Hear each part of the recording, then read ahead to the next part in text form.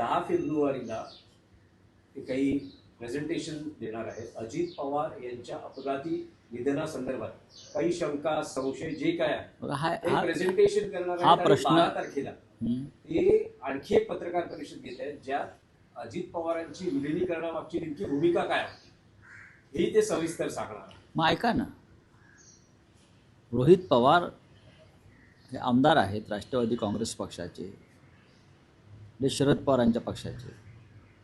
रोहित पवार हे अजित पवारांचे पुतणे आहेत, पवार कुटुंबाचे घटक आहेत. त्याच्यामुळे विलिनीकरण, अजित पवारांचा अपघात याविषयी त्यांच्या कुटुंबातल्या व्यक्तीनं बोलणं हे अधिक विश्वासार्ह असेल. म्हणून ते जे काय बोलतात ते तुम्ही ऐका, मी ऐकून. पण राष्ट्रवादी काँग्रेस शरद पवार पक्षाचे खासदार बजरंग सोनवणे यांनी अजित पवारांच्या मृत्यूविषयी आणखी दाट संशय उपस्थित केलाय. त्यांचं असं म्हणणं आहे की त्यांचा संशय असा आहे की अजितदादांच्या विमानात काही कोणी बॉम्ब ठेवला होता का. कारण जेव्हा ते विमान आकाशात होतं आणि लँडिंगच्या वेळेस स्फोट झाला आणि क्रॅश झाल्यानंतरही मला शंका येते. राष्ट्रवादी काँग्रेसचे आमदार आणि अजित पवारांच्या निकटवर्ती अमोल मिटकरी यांनी शंका व्यक्त केल्या. छगन भुजबळ यांनाही संशय येतो आहे. आता रोहित पवार जे त्यांच्या कुटुंबातले एक सदस्य आहेत प्रमुख, त्यांना संशय येतो आहे. खासदार बजरंग सोनवणे यांनी संशय व्यक्त केला आणि हा संशय येत असताना त्या संशयाचं निराकरण करण्याऐवजी महाराष्ट्राचे मुख्यमंत्री देवेंद्र फडणवीस असं म्हणत आहेत, आपण वाचलं असेल आज, मृत्यूचं राजकारण म्हणजे दम देऊन सांगतायत, याद राखा अजित पवारांच्या मृत्यूचं कोणी राजकारण कराल तर याद राखा. तुमचा काय संबंध आहे? तुम्ही कशा करता धमकावताय? त्यांच्या कुटुंबाला, त्यांच्या मित्रपरिवाराला, त्यांच्या सहकाऱ्यांना त्यांच्या मनात काही शंका असतील तर मुख्यमंत्री फडणवीस आणि भारतीय जनता पक्षाच्या नेतृत्वाला वेदना व्हायचं कारण काय? महाराष्ट्राला वेदना झाले अजितदादाच्या जाण्यानं. लोक शोकमग्न आहेत. आजही लोकांना दुःख आहे, लोकांचा विश्वास बसत नाही असं काही घडू शकेल. आणि जेव्हा अशा प्रकारच्या घटना घडतात तेव्हा नक्कीच विविध कंगोरे त्यातून निर्माण होतात. पण राज्याचे मुख्यमंत्री वारंवार सांगतात कोण राजकारण करत आहे? राजकारण कोण करत आहे आम्हाला सांगा. जर नरेंद्र मोदी देशाचे पंतप्रधान संसदेमध्ये बसतात, विरोधी पक्षाचे लोक आतमध्ये आंदोलन करतात, तेव्हा तुम्हाला त्यांच्या हत्येचा कट होता वगैरे हा संशय येतो. ते राजकारण नाही का? तेव्हा तुमचे ओम बिर्ला आणि भाजपचे लोक काहीतरी अघटित घडण्याचा प्रयत्न करत शक्यता होती असा संशय व्यक्त करतात. जिवंत आहेत, प्रधानमंत्री व्यवस्थित आहेत, तरी तुम्हाला संशय येतो. मग एक माणूस आमचा महत्त्वाचा मृत्यू पावला अपघातामध्ये, त्याच्याविषयी जर कोणाला शंका आल्या तर तुम्ही अस्वस्थ का होताय? काय तुमचा काय त्यात हात आहे का सगळ्यांचा? हाच संशय आहे. हे जे रोहित पवार असतील, इतर काही असतील, त्यांच्या मनात शंका बहुधा यासाठी असतील की वारंवार म्हणतात ते राजकारण करू नका. जर नरेंद्र मोदींच्या संदर्भात राजकारण होत आहे काही नसताना की त्यांना मारण्याचा कट होता, काहीतरी वेगळं करण्याचा कट होता, हे चालतं का? आणि अजित पवारांसारखा माणसाचा अपघाती संशयास्पद मृत्यू झाला, त्याच्यावरती आम्ही बोलायचं नाही का? मुस्कटदाबी आहे का? चला.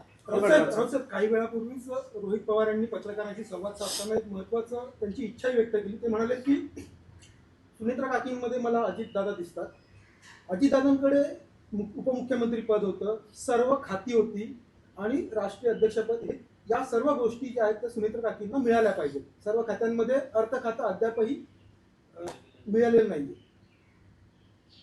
आता ह्याच्यावरती मी कसं काय मत व्यक्त करू? त्याच्यावरती देवेंद्र फडणवीस बोलतील, ह्याच्यावरती फडणवीसांना बोलण्याचा अधिकार आहे. आता रोहित पवार हे वेगळ्या पक्षाचे आमदार आहेत, स्वतंत्रपणे ते शरद पवार पक्षाचे आहेत. सुनेत्राताई पवार एका वेगळ्या गटाच्या नेत्या आहेत. तरीही कुटुंब म्हणून जर रोहित पवार ही भूमिका व्यक्त करत असतील तर ती त्यांची भूमिका आहे.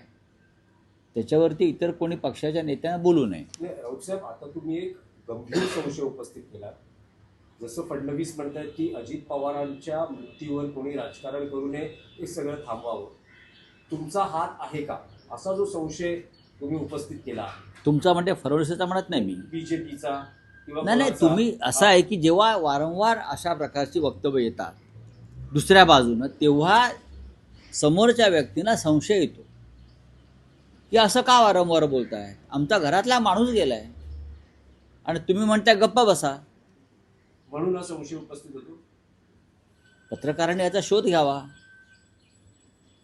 तुम्ही शोधक पत्रकारिता जर केलीत, रोहित पवार काय सांगतायत याच्याकडे माझंही लक्ष आहे, कारण ते अधिक ऑथेंटिक असेल. आता बजरंग बाप्पा सोनावणे खासदार, छगनराव भुजबळ, अमोल मिटकरी हे विधान परिषद म्हणजे विधिमंडळाचे सदस्य आहे. ते जबाबदारीनेच बोलत असणार ना. आता आपल्याच आमदारांवरती फडणवीस डाफरतायत, गप्पा बसा सांगतायत, हे काही योग्य नाही असं माझं म्हणणं आहे. राऊत याच साहेब, गेल्या प्रकरणातल्या चौकशीमध्ये सीआयडी कडनं अजितदादांच्या खासगी व्यवसायिकांची चौकशी देखील झाली. आता चौकशीच्या संदर्भात जे काय चाललंय त्याच्यावरती मी नाही मत व्यक्त करणार. राऊत साहेब, गेल्या 2 ते 3 दिवसात बघतो आहे आपण, तुम्ही असं म्हणाल की हा पवार कुटुंबाच्या अंतर्गत विषय आहे, पण पवार कुटुंब हे राजकीय पार्श्वभूमी आणि इतक्या वर्षाचा प्रदीर्घ अनुभव राजकारणातला, समाजकारणातला असल्यानं आणि अलीकडच्या काळातलं राजकारण बघता 3 दिवसांपासून शरद पवार हे सुनेत्रा पवारांना भेटत आहेत. त्यांच्या जय पवार, पार्थ पवार यांच्याशी बैठका सुरू आहेत. काल पार्थ पवार आणि शरद पवार यांच्यात चर्चा सुरू असताना ते त्यात रोहित चूक. पवार हो, पण त्यात म्हणजे चूक. जे एक राजकीय दृष्ट्या नाही, विभक्त पण झालेलं कुटुंब होतं, राजकीय दृष्ट्या म्हणतात. बघा, राजकीय दृष्टी बघा, आता ठाकरे कुटुंब आहे. राजकीय मतभेदामुळे काही वेगळे मार्ग स्वीकारले, पण शेवटी कुटुंब म्हणून तेव्हाही एक होतं आणि आजही एक आहे. राजकारणाच्या मतभेदापलीकडे कुटुंबावर त्या मतभेदाची काळी छाया पडता कामा नये, या मताचा महाराष्ट्र आहे. कुटुंब टिकली पाहिजेत. आणि पवार कुटुंब आणि ठाकरे कुटुंब ही महाराष्ट्रातली 2 प्रमुख कुटुंब आहेत. ती फक्त राजकीय कुटुंब नाहीत. त्याने महाराष्ट्राला दिशा देण्याचं काम केलेलं आहे, महाराष्ट्राला मार्गदर्शन करण्याचं काम केलेलं आहे. सन्माननीय शरद पवार हे त्या कुटुंबातले अत्यंत ज्येष्ठ असे भीष्म पितामह ज्याला म्हणतात, असे ते पुरुष सिंह आहेत. आणि त्यांच्या कुटुंबातील एक महत्त्वाची व्यक्तीचं दुर्दैवी निधन झाल्यावर त्या कुटुंबाला आधार देणं हे पवारसाहेबांचं काम नाही का? ते आहे. ते त्यांचं कर्तव्य बजावत आहेत. तुम्ही त्यात राजकारण कशा करता पाहताय? सुनेत्राताई पवारांनी त्यांचा पती गमावला आहे. उपमुख्यमंत्री वगैरे बाजूच्या गोष्टी आहेत. हो, त्यांची जी 2 मुलं आहेत, मला वाटतं पार्थ आणि जय, यांनी त्यांचे वडील गमावलेले आहेत. अशा वेळेला आजोबा म्हणून त्यांचं काम आहे पवारसाहेबांचे, ते कर्तव्य बजावत आहेत. बोला, बोलिये, आणखी बोलिये. बोलिये.